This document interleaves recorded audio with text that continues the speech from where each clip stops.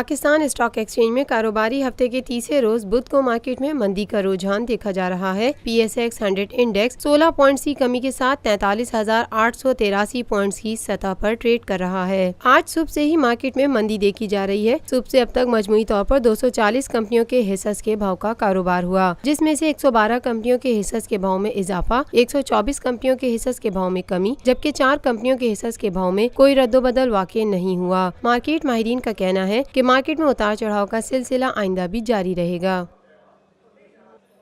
روفی Pearl city scheme 33 کی prime ترین location پر M9 interchange کے ساتھ معمار موڑ کے سامنے اور میمن ہاؤسنگ سوسائٹی کے درمیان۔ گزشتہ 50 سالوں سے آپ کا اعتماد لیے روفی پراپرٹیز آپ کے لیے لائے ہیں وہی معیار۔ روفی پرل سٹی 120، 150، 200 اور 240 گز کے تیار بنگلوز پر مشتمل ایک مکمل secured gated community living project Roofi Pearl City, جدید ترین سہولتوں سے آراستہ، پرسکون اور پرفضا رہائش، جس میں تھیم پارک، فٹنس سینٹر، مسجد، solar power back up, R O plant کے ذریعے 24 گھنٹے میٹھا پانی۔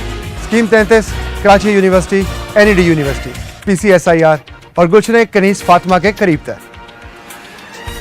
روفی برادرز کی گولڈن جوبلی پر اوورسیز اور سابقہ تمام مائنورٹیز کے لیے 10% کا خصوصی ڈسکاؤنٹ۔ بکنگ اور دیگر تفصیلات کے لیے east land marketing UAN 11117834 Lotus Lake Towers, a groundbreaking endeavor by Lotus Properties.